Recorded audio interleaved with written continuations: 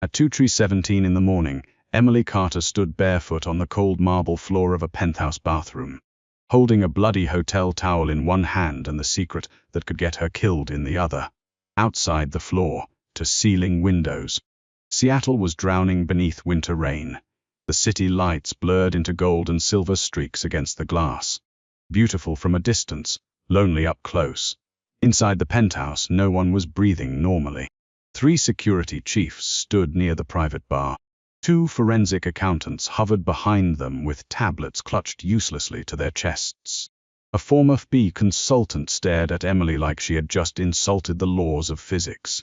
And at the center of the room, still as a statue carved from darkness, stood Luca Moretti, black suit, open collar, a thin scar cutting through one eyebrow. Eyes so cold they made the storm outside feel warm. He was the kind of man people lowered their voices around. The kind of man hotel managers feared more than lawsuits. The kind of man whose name never appeared on paper, even though half the luxury towers on the waterfront belonged to him. For 6 months, millions had vanished from his empire. Experts had searched his accounts. Hackers had traced his digital systems. Security teams had reviewed thousands of hours of surveillance. No one had found anything. Then Emily, a night shift housekeeper in a uniform that pinched at her waist and smelled faintly of bleach, had walked into the room to replace towels. 3 minutes later, she had pointed at a laundry cart and said quietly, "You're looking in the wrong place." Everyone laughed, everyone except Luca. Now the laughter was gone, because the towel in Emily's hand was not just bloody, it was expensive, too expensive, Egyptian cotton, custom embroidered, used only in the presidential suites. But tucked inside its folded hem was a thin strip of waterproof inventory film, one of hundreds, secretly sewn into the hotel's luxury linens to track stolen items. And on that film, printed in microscopic gray letters, was the proof: champagne, caviar, white truffles, unregistered diamonds, all leaving Luca Moretti's hotel through the laundry chute. Emily swallowed, her burned throat tasting of chemicals and fear. "They were not stealing from the vault," she said. "They were using the sheets." The room went silent. Luca took one slow step toward her. Every man in the room stiffened. Emily should have stepped back. She didn't. His gaze dropped to the towel, then rose to her face. For the first time since she had started cleaning Moretti properties 8 months ago, he looked at her like she was not part of the furniture. He looked at her like she was dangerous. Then, in a voice so calm it made her skin tighten, Luca said, "Tell me exactly what you saw." Emily should have lied. She should have dropped the towel, apologized, walked out, and gone home to the tiny apartment where her mother's oxygen machine clicked through the night like a broken clock. But she was tired of being invisible, tired of men in expensive suits stepping over her mop bucket like she was an inconvenience instead of a human being, tired of knowing the truth and being told her voice did not matter. So Emily lifted her chin, and she told the Mafia boss everything. 12 hours earlier, Emily had started her shift at the Bella Vita Hotel with a headache, 43 in her checking account, and a voicemail from the hospital billing department. Her mother's latest treatment had been denied by insurance. Again, the message was polite in the cruel way only medical debt could be polite. Soft voice, professional tone, words like outstanding balance and payment arrangement, as if they weren't discussing whether a woman could breathe without suffering. Emily listened to the voicemail in the employee locker room while tying her hair into a messy bun. Around her, other housekeepers changed quickly, laughing in Spanish and English, complaining about guests, bad tips, and the new manager who kept cutting hours. Emily didn't join in. She sat on the narrow bench, staring at her scuffed black shoes. Her uniform was navy blue with silver piping, designed for women half her size. The buttons strained at her chest. The waistband dug into her stomach. She had asked for a larger one twice. The first time, the supervisor forgot. The second time, he smiled and said, "We'll see what we can do." They did nothing. So Emily wore it anyway. Because rent did not care if fabric hurt. Hospital bills did not care if men stared. And her mother, sleeping under thin blankets in a small apartment in South Seattle, needed her. At 6 p.m., Emily clocked in. By 8 she had cleaned 14 rooms. By 10, she had been called to the 33rd floor. because a guest had vomited on imported carpet after drinking a bottle of champagne worth more than Emily made in a month. By midnight, her lower back burned with a familiar, pulsing ache. By 10:30 am, she was in the service corridor behind the penthouse level, pushing a laundry cart loaded with damp towels and stripped sheets. The Bella Vita was not just a hotel. It was a palace stacked vertically into the Seattle skyline. Black marble lobby, gold elevators, private casino rooms, rooftop helipad, hidden entrances for politicians, celebrities, billionaires, and men who preferred not to be photographed. The staff whispered about the owner, Luca Moretti. Some said he was a businessman. Some said he was a murderer. Most said both. Emily had seen him only once before. 3 months earlier, he had crossed the lobby during a private event. Surrounded by men in black suits. He hadn't looked left or right. People moved before he reached them, as if the air itself warned them. Emily had been kneeling near a brass planter, scraping gum from the floor with a plastic blade. He had passed less than 6 feet away. His shadow had covered her hand. That was all. No eye contact. No acknowledgement. Men like Luca Moretti did not see women like Emily Carter. That was the rule of the world. And Emily understood rules. She had spent her life surviving them. But that night the rule broke. The problem began with champagne bottles. Emily was restocking towels in Suite 341 when she noticed the recycling bin. Not because she was snooping. Because cleaning was pattern recognition. Rich people left evidence everywhere. A lipstick stain on one glass told you if a wife had visited. Mud near a bed told you someone had walked in wearing shoes they claimed they never wore.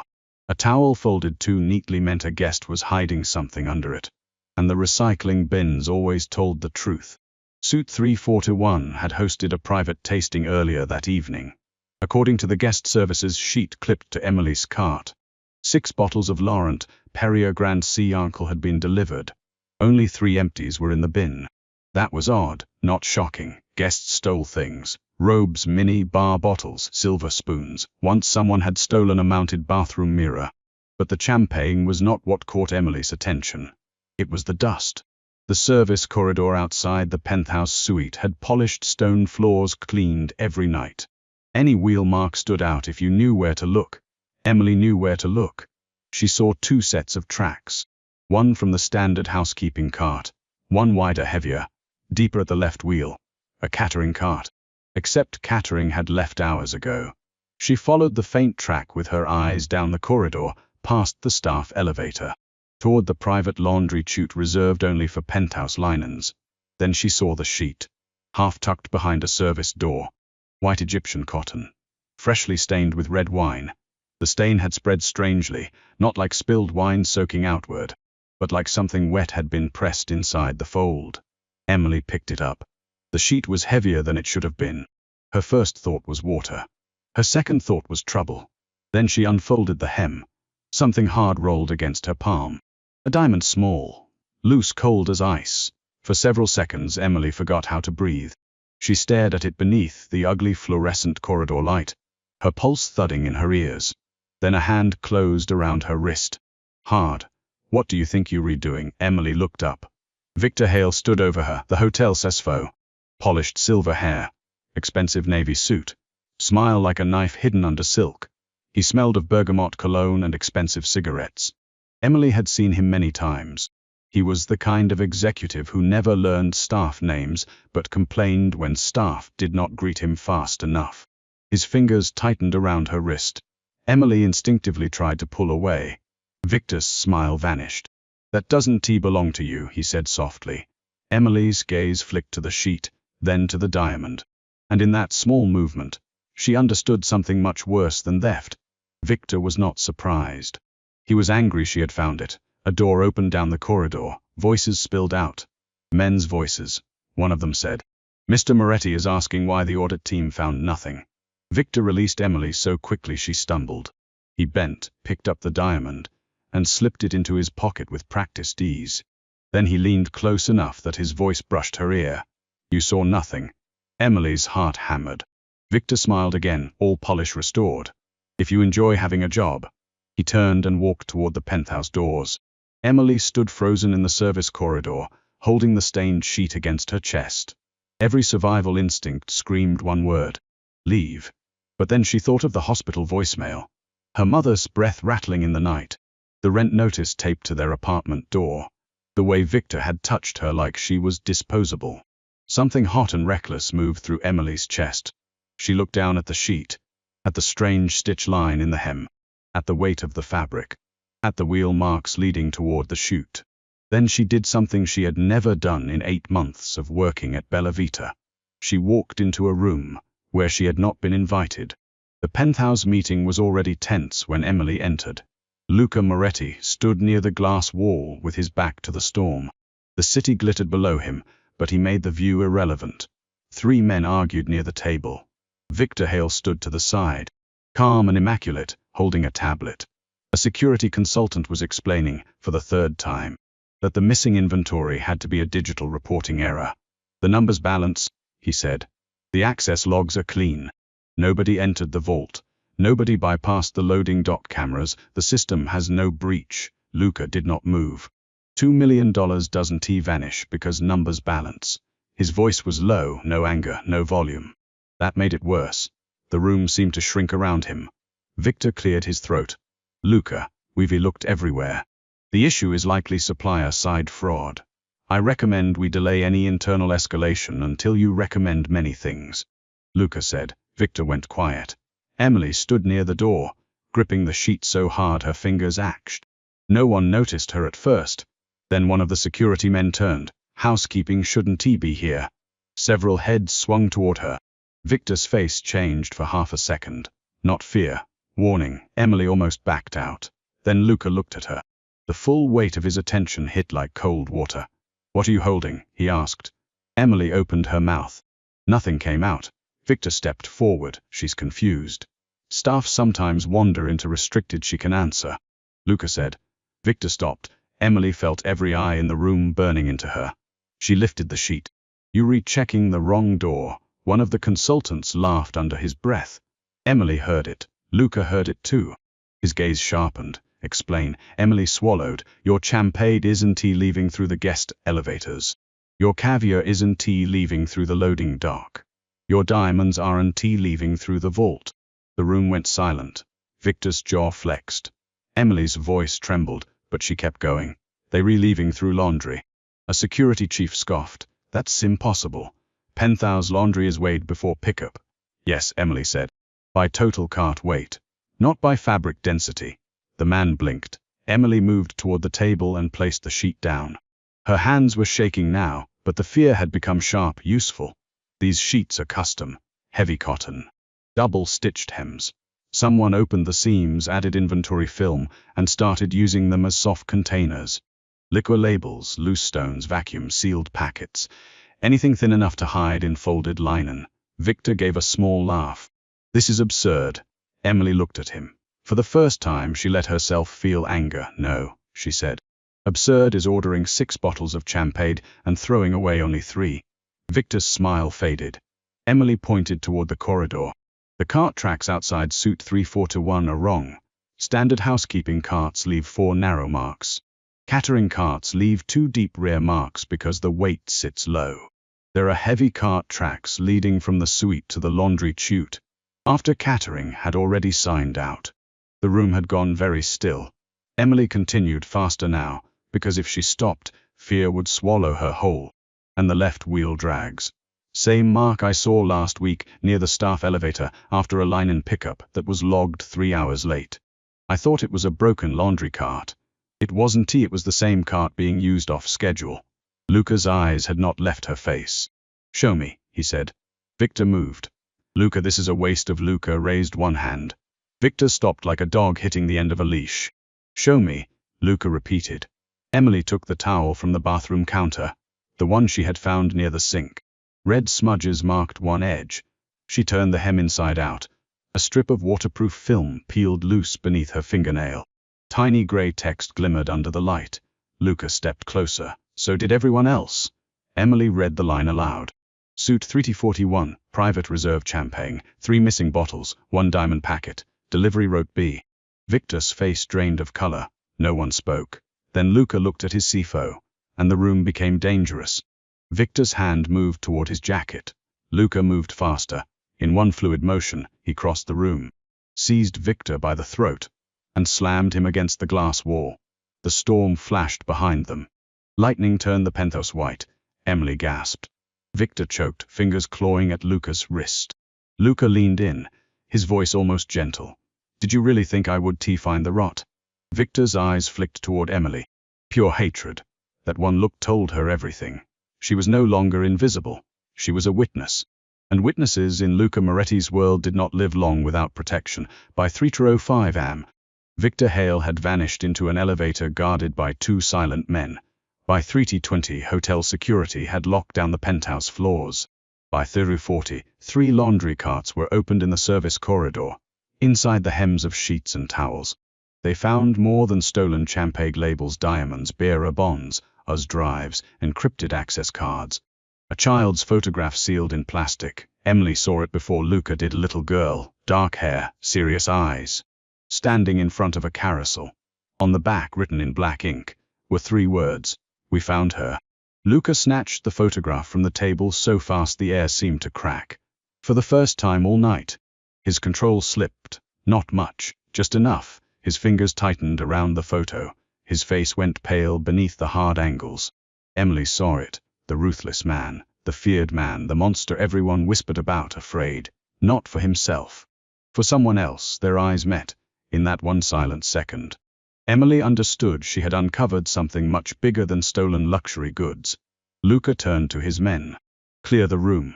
No one questioned him. Within seconds, Emily was alone with the most dangerous man in Seattle. Rain lashed the windows. The penthouse seemed too large, too quiet. Emily took a step back. Luca noticed. He always noticed. "You're afraid of me now," he said. Emily forced herself to hold his gaze. "I was afraid of you before." Something unreadable moved across his face. Smart. He placed the photograph inside his jacket. Emily's throat tightened. "Who is she?" Luca's eyes darkened. "No one." Emily almost laughed, but there was no humor in it. "That's a lie." His gaze sharpened. Men had probably died for less. But Emily was too exhausted to soften the truth. "You looked like someone put a gun to your heart," she whispered. "That doesn't happen for no one." Luca stared at her for a long moment. Then he walked to the bar, poured a drink, and did not drink it. "My daughter," he said. The words landed softly. Devastatingly, Emily's breath caught. "No one knows," Luca continued. "Not the press, not my partners, not my enemies. Her mother died when she was 2. Since then, Sophia has lived under another name outside the city." Emily looked toward the door Victor had disappeared through. "And now someone knows." Luca's silence was answer enough. The room felt colder. Emily hugged herself, suddenly aware of her damp sleeves, aching feet, and the ugly fluorescent light making her feel smaller than she wanted to be. "I should go," she said. No one word. Absolute. Emily's spine stiffened. "Excuse me, you found the leak. You saw the photograph. Victor saw your face." Luca turned back to her. "You don't go home alone." A bitter laugh escaped her. "I have a mother at home who needs medication by 9 in the morning. I'll send a doctor. I didn't ask for one." "No," Luca said quietly. "You asked for nothing. That's becoming a problem." Emily stared at him. The storm flashed again. For a moment, he looked less like a man, and more like a warning dressed in black. Then he reached into his jacket and pulled out a thick envelope. He placed it on the table between them. 50,000, he said, "for what you found." Emily looked at the envelope. Her stomach twisted. That money could pay hospital bills, rent, medication, maybe even a real bed for her mother instead of the second-hand recliner she slept in when breathing became too hard. Emily wanted it so badly it hurt. So she stepped back. "No." Lucas' expression did not change, but the air did. "You solved a $2 million theft. I cleaned a room. You exposed a traitor. I noticed dirty sheets. You saved my daughter's life. That made her go still." Lucas' voice lowered. "Take the money." Emily looked at him then. Really looked. At the power, the exhaustion buried beneath it. The violence kept on a leash. The impossible loneliness. And she hated that some reckless part of her felt safer under his gaze than she had felt under Victor's smile. "I don't take money I can't explain," she said. "I don't take favors from men who can make people disappear. And I don't become part of a story that ends with me floating in the harbor." His eyes sharpened with something almost like admiration. You speak to me like you don't know who I am. No, Emily whispered. I speak to you like I know exactly who you are. For the first time, Luca Moretti almost smiled, almost. Then his phone buzzed. He looked at the screen. The temperature in the room dropped. Emily knew before he spoke that something terrible had happened. Luca's hand closed around the phone. My daughter's safe house just went dark. The next 10 minutes were chaos wrapped in silk. Men appeared from nowhere. Black coats, hidden weapons, earpieces, low voices. The penthouse transformed from luxury suite to war room. Emily stood near the wall, forgotten again by most of them. But not by Luca. Never by Luca. Every time someone moved too close to her, his eyes cut in their direction. Every time she shifted, his attention returned. It was unsettling, possessive, dangerous, and worse, some part of her was beginning to depend on it. Caleb Russo, Luca's underboss, arrived at 3:52 and he was broad-scarred and quiet in a way that made loud men seem foolish. He took one look at Emily and said, "She comes with us." Luca answered without hesitation, "Yes." Emily straightened. "No, she does not." Every man in the room turned. Caleb looked almost amused. Luca did not. "This isn't a negotiation," Luca said. "It is if you re-talking about my body moving from one place to another." A muscle ticked in his jaw. Emily's heart pounded, but she didn't back down. "I have a mother," she said. "I have rent. I have a life." "You had a life," Luca said, voice low. "Victor saw your face. The Vokovs know you found their channel. By sunrise they'll know where you live." Fear sliced through her. Not because she doubted him. Because she believed him. Luca stepped closer, slowly enough not to scare her, though everything about him was built to scare. "I can make you trust me," he said. "But I can keep you alive long enough to hate me for it." Emily hated that line. Hated the quiet sincerity of it. Hated the way her throat tightened. She looked toward the rain-soaked windows. In the glass reflection she saw herself. Messy hair, round face, tired eyes, uniform stretched too tight. Standing among predators. She looked out of place. But she had also been the only person in that room who had seen the truth. Maybe invisibility had kept her alive. Maybe now it would get her killed. "Fine," she said. "But we stop at my apartment first." Luca's eyes narrowed. "Why, my mother?" He argue. That scared her more than if he had at 4:25 am. 3 black subs cut through Seattle rain like funeral cars. Emily sat in the back seat beside Luca. Not touching. Too close anyway. The leather smelled expensive.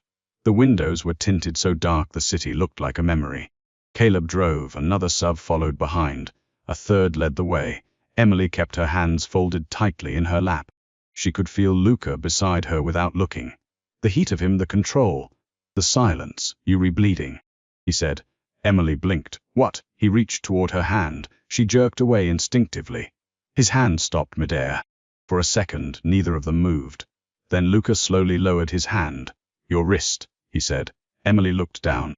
Victor's grip had left bruises blooming purple around her skin. She hadn't noticed. Now she did. Pain pulsed to life. "It's nothing," she said. Luca's gaze stayed on the bruises. His voice turned dangerously soft. "It isn't." Emily felt something shift in the car. Caleb glanced once in the rearview mirror, then looked away. Luca did not touch her, but his restraint felt more intimate than touch. As if he wanted to destroy something, and was choosing not to because she was sitting beside him. Emily looked out the window. "You can kill everyone who hurts people." "No," Luca said. "Only the ones who hurt mine." Her breath caught.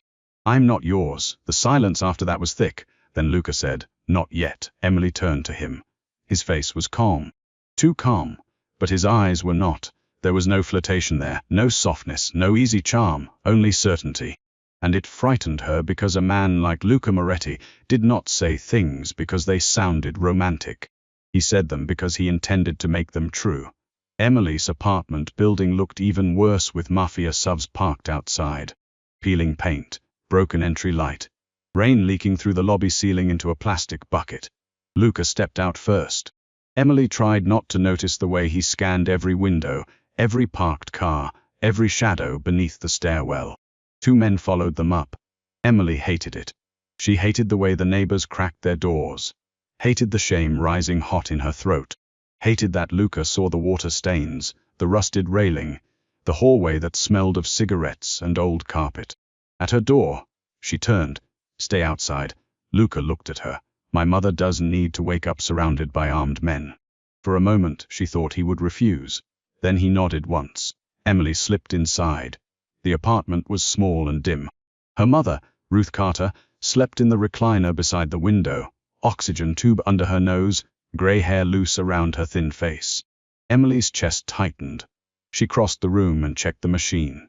Still running. Medication schedule on the table. Half-empty bottle of water. Stack of bills held down by a chipped mug. Home. Fragile, ugly, precious home. Ruth whispered. Emily froze. "I'm here, Mom." Ruth opened her eyes, cloudy with sleep. "You relate." "I know, you crying." Emily touched her face. She was. No, she lied. Her mother's gaze moved past her to the shadow under the door. "Who's outside?"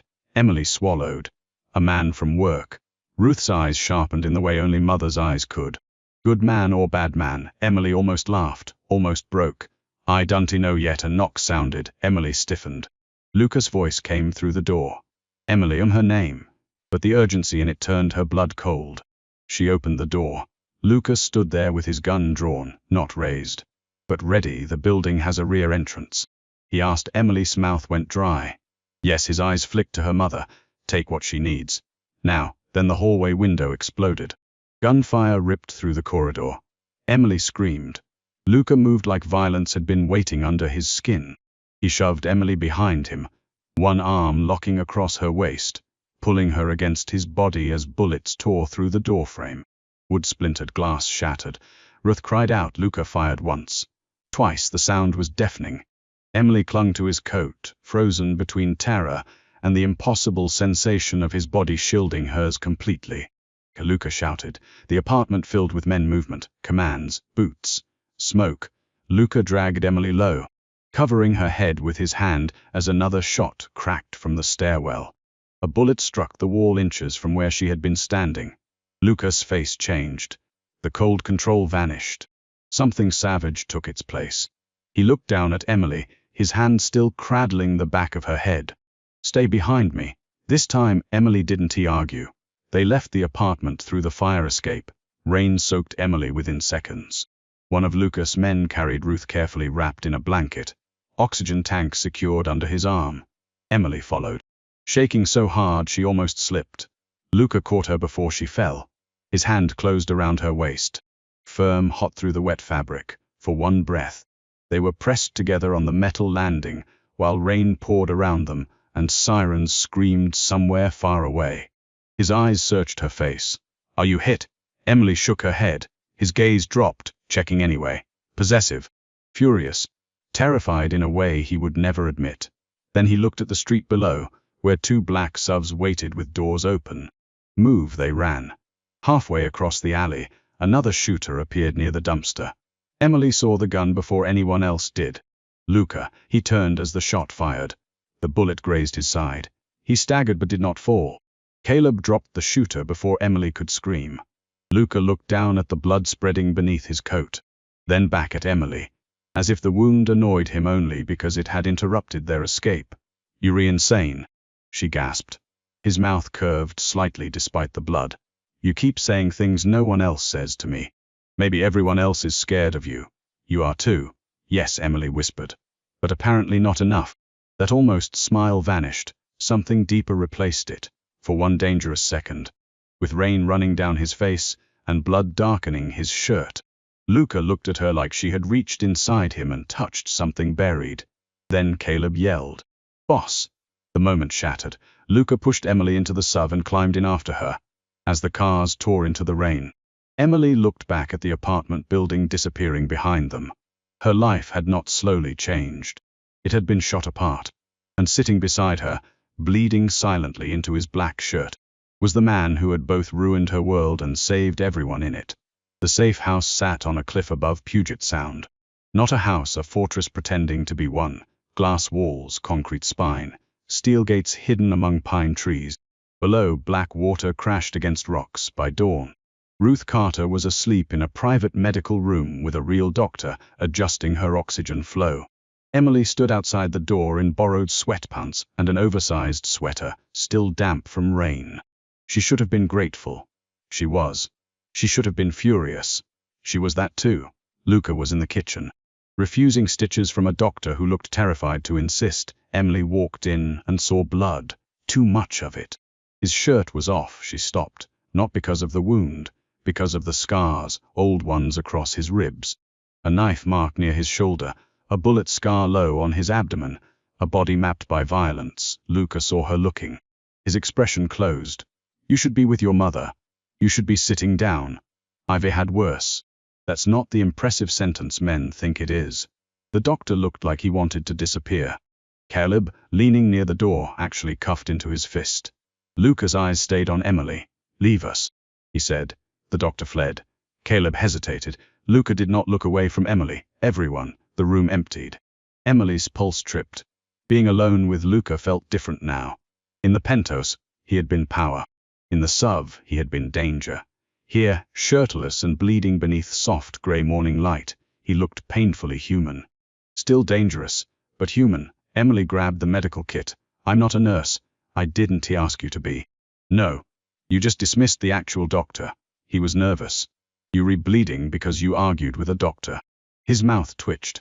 Emily sat beside him and pressed gauze to the wound harder than necessary. Luca inhaled sharply. Good, she said.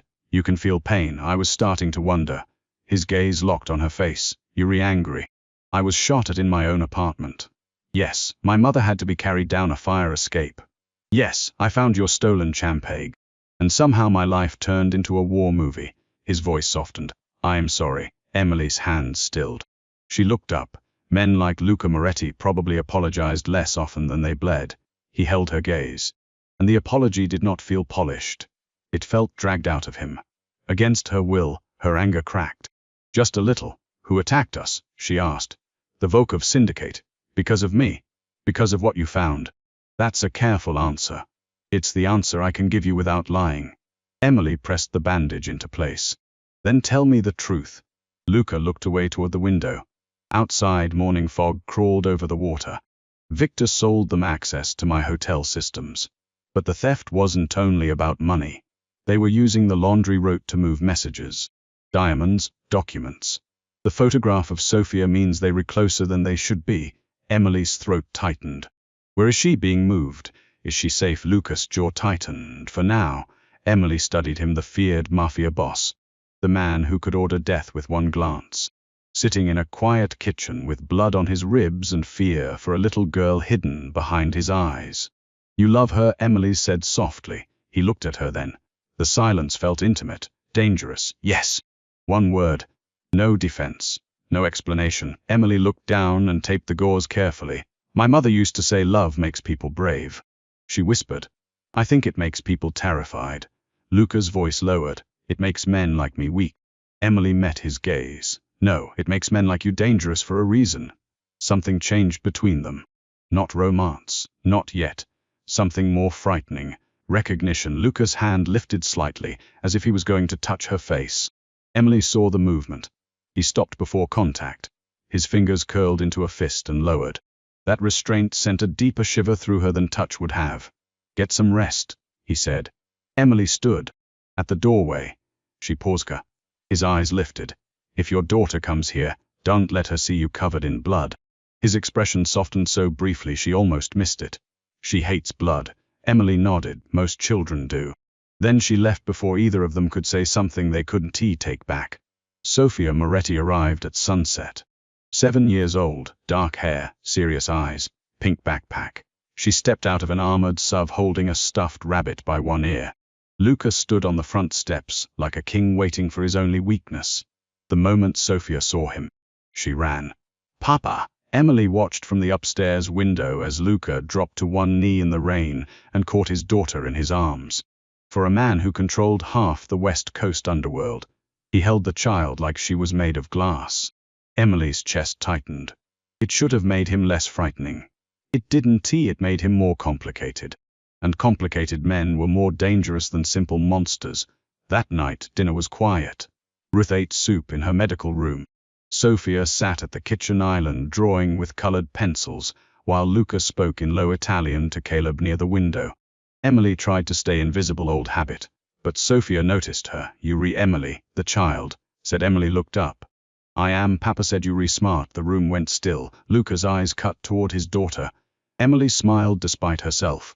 "Did he?" Sophia nodded seriously. "He said you see what men miss." Caleb coughed again. Emily glanced at Luca. His face revealed nothing, but his eyes warned his daughter had just repeated something he had not intended Emily to hear. Emily looked back at Sophia. "Your papa exaggerates." "No," Sophia said. "He doesn't he know how?" That surprised a laugh out of Emily. "Smorf real." Luca heard it. His gaze moved to her mouth. Emily felt the look like heat. She turned away too quickly. Sophia continued drawing. "Are you staying?" Emily's smile faded. "I don't know." Sophia looked at Luca. "She should stay. The house is less quiet." No one spoke. Emily's heart hurt unexpectedly. Luca's expression hardened. But not with anger. With fear. Because his daughter had just attached herself to someone the enemy already wanted dead. And Emily understood then that staying near Luca meant danger. But leaving might not save her. The next days passed like a storm that never fully broke. Emily's mother recovered under private medical care. Sophia followed Emily around the house with questions. Luca disappeared for hours and returned with colder eyes each time. Men came and went. Maps appeared on tables. Names were crossed off lists. Victor Hale was still missing. That was the problem. A traitor who disappeared was not defeated. He was preparing. On the fourth night, Luca found Emily in the laundry room. Of course he did. The safe house had a laundry room nicer than her entire apartment. Warm lights, stone counters, machines so quiet they felt unreal. Emily was folding Sophia's clothes because sitting still made her anxious. Luca stood in the doorway. "You don't work here," he said. "I know." "Then why are you folding laundry?" "Because laundry doesn't ask questions." He stepped inside. The room seemed smaller immediately. Emily kept folding. "You should sleep," he said. "Should you?" "I don't sleep much." I noticed. His gaze lingered on her hands. "You notice everything." "Not everything." "What did you miss?" Emily stopped folding. "My life ending." Luca's expression tightened. She regretted the words immediately, but they were true. "I had a routine," she said. "A bad one, but it was mine. Work, hospital, home, bills, repeat. Then I found one sheet and now my mother is in a Mafia safe house.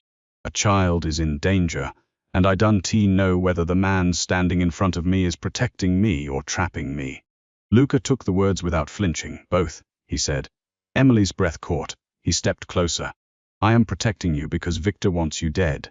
I am keeping you here because outside these walls, I cannot control every angle.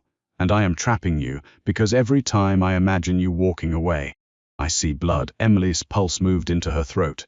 "That's not romantic." "No," Luca said. "It's honest." She looked at him. The hum of the dryer filled the silence. He was close enough now that she could see the faint bruise beneath his eye. The exhaustion he hid from everyone else, the restraint that cost him something. "Why me?" she whispered. His answer came quietly. "Because you looked at the floor when everyone else admired the ceiling."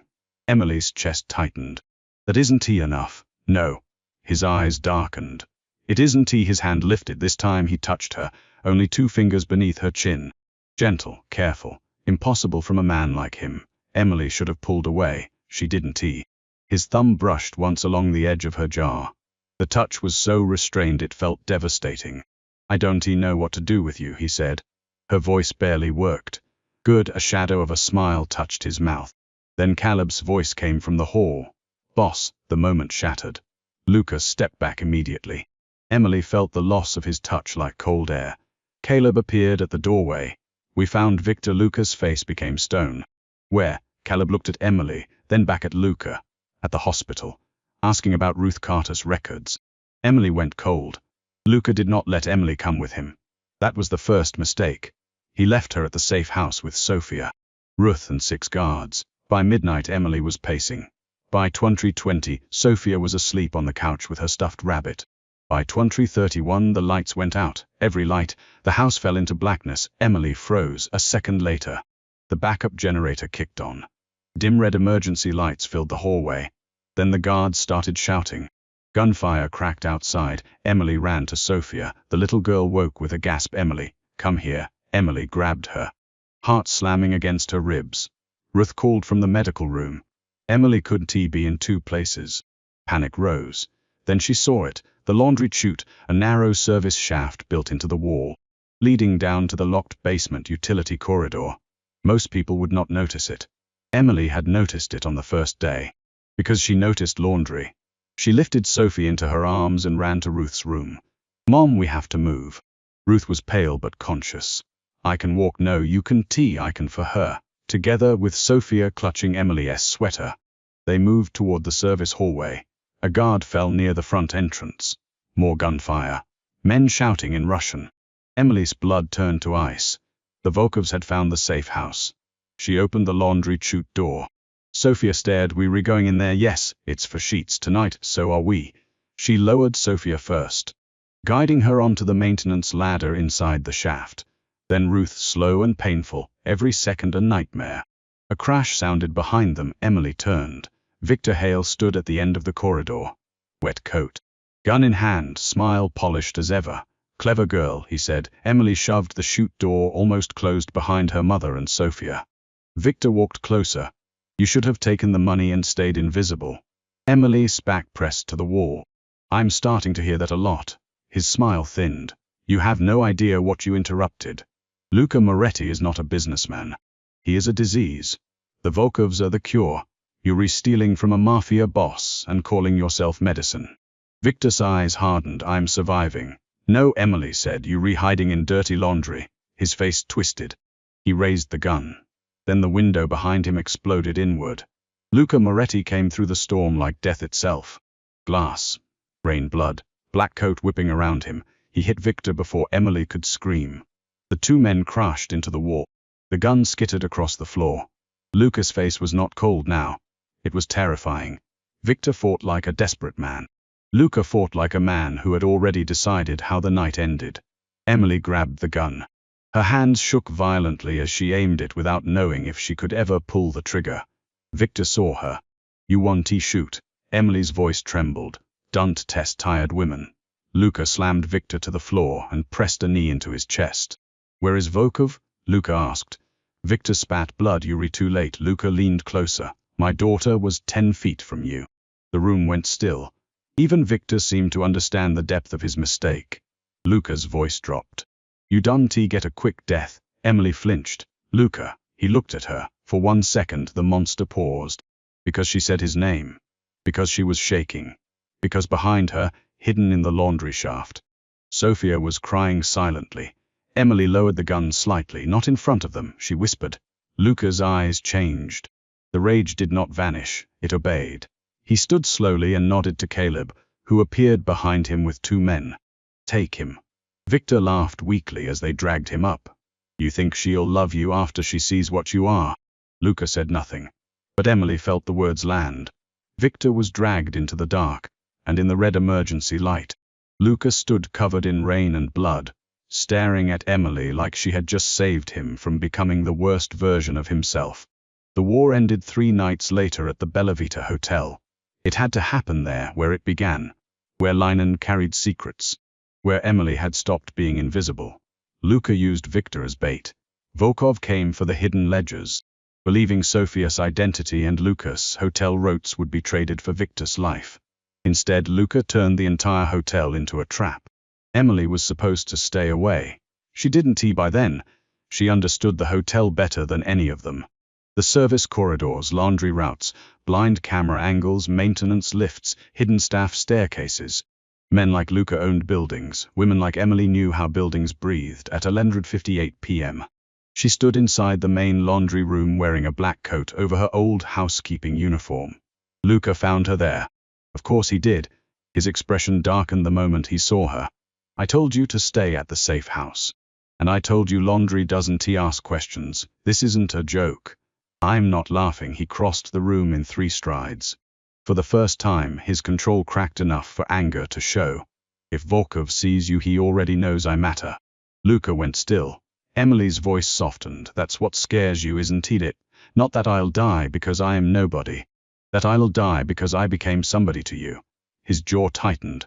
The machines hummed around them. Outside, thunder rolled over the city. Luca looked at her with such naked intensity that Emily forgot the danger for 1 impossible second. You became somebody the first night, he said. Her breath caught. He stepped closer, but did not touch her.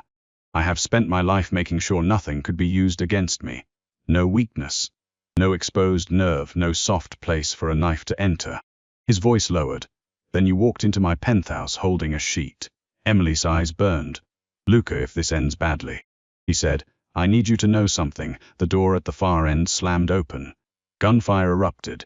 Luca grabbed Emily and threw her behind a laundry cart as bullets tore through the machines. Steam burst from a ruptured pipe. The room filled with white fog. Men shouted. Luca shielded her with his body, firing into the haze. Emily crawled toward the emergency shoot-off panel. She had seen it 100 times while cleaning. Red lever. Manual door lock. Ventilation override. She pulled it. Steel fire doors crashed down at both exits. The Volkov gunmen were trapped inside the laundry chamber. So was Luca. Was Emily. Fog thickened. A man lunged from the steam. Emily swung a metal detergent scoop into his face with all the strength panic gave her. He fell. Luca looked over for half a second. Despite everything, despite gunfire and blood, his eyes flashed with something like pride. Then Volkov appeared, older, elegant, white hair, gun aimed directly at Emily. Enough, he said. Luca froze. The fog curled around him like smoke around a demon. Volkov smiled. So this is the housekeeper. Luca's voice was deadly calm. Point that gun elsewhere. No, Volkov said. I think I finally found the right place to point. Emily's heart stopped. Volkov's finger tightened. Luca moved. The shot fired. He took the bullet meant for her. It hit high in his shoulder, spinning him back against the machine. Emily screamed his name. Luca dropped to one knee, but even wounded, he raised his gun. One shot. Volkov fell. Silence crashed through the laundry room. Then all Emily could hear was her own breathing. She crawled to Luca. Blood soaked his shirt. His face was pale, but his eyes found hers immediately. You re-alive, he said. Emily laughed through tears. You got shot and that's what you say? His hand lifted, shaking, and touched her cheek. This time, he did not stop himself. You re-alive, he repeated. Emily pressed her hand over his wound. Stay with me. His mouth curved faintly. That sounded like an order. It is. His eyes softened in a way that broke something inside her. Yes, Emily. And for the first time, Luca Moretti obeyed someone without resentment. He survived, barely. For 2 days, Emily sat beside his hospital bed in a private wing of a luxury clinic he probably owned through 3 shell companies. Sophia slept curled in a chair nearby. Ruth recovered down the hall. Caleb stood guard outside. The city whispered about a gas leak at the Bella Vita. No one mentioned the bodies. No one mentioned Volkov. No one mentioned the housekeeper, who had collapsed a Mafia operation by understanding laundry better than accountants understood money. On the 3rd morning, Luca woke while rain softened against the windows. Emily was half asleep, her hand resting near his. Not touching, almost. His fingers moved first. They covered hers. Emily opened her eyes. You reawake. You stayed. You got shot. I've been shot before. And apparently you still haven't learned anything. His thumb moved slowly over her knuckles, a small touch, devastating. Sophia stirred in the chair. Luca looked at his daughter, then back at Emily. Something vulnerable moved across his face. I don't know how to give you a normal life, he said. Emily swallowed. I don't think normal is available anymore. I can give you safety. You can give me guards. I can give you money. I can earn money. I can give you the world. Emily looked at him for a long time. The feared Mafia boss. The wounded father. The man who had trapped her, protected her, terrified her, listened to her, and taken a bullet because losing her had become unthinkable. I don't want the world, she said softly. His eyes searched hers. What do you want? Emily leaned closer. Rain blurred the city behind him. I want the truth, even when it's ugly. I want choices, even when you hate them. I want you to stop deciding what protects me without asking what I can survive. Luca was quiet. Then he nodded. Once, a vow from a man who did not make them lightly, and he asked. Emily's heart pounded. And if you ever say you remind again, you'd better understand what that means. His gaze darkened. What does it mean? She took a breath. It means I get to say it back. The silence that followed was not empty. It was full of everything they had survived. Luca lifted her hand and pressed his mouth to her bruised wrist. exactly where Victor had grabbed her days earlier. Not a kiss of possession, a kiss of apology, of reverence, of promise. Emily closed her eyes when she opened them. His gaze was waiting. "I'm yours," Luca said quietly, "if you'll have me." Emily smiled through tears. The most dangerous man in Seattle had finally learned how to surrender. Not to enemies, not to fear.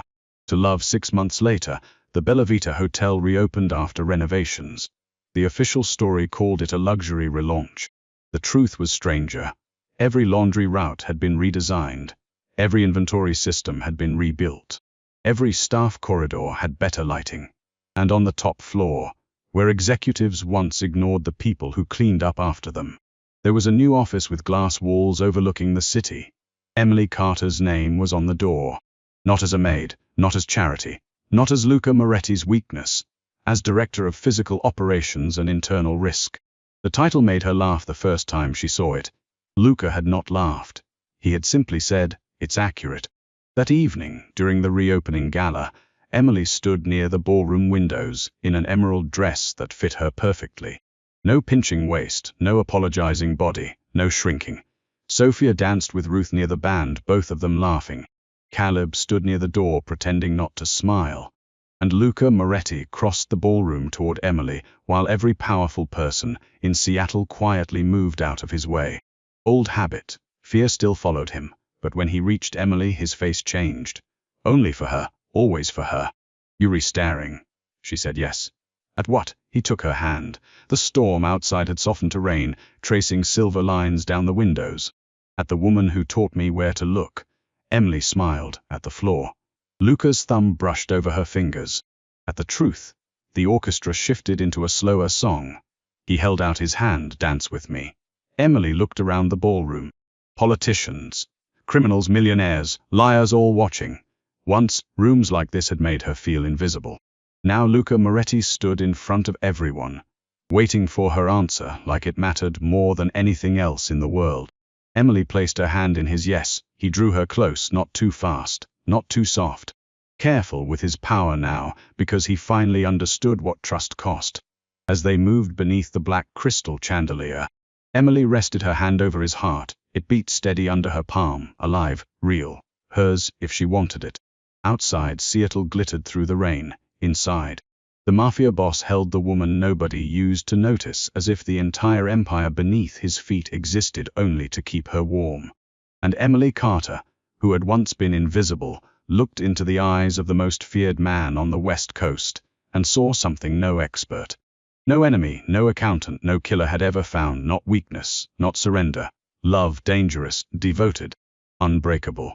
Luca lowered his forehead to hers and whispered, "Tell me what you see." Emily smiled. And this time, she did not look at the floor. She looked straight at him. "I see home."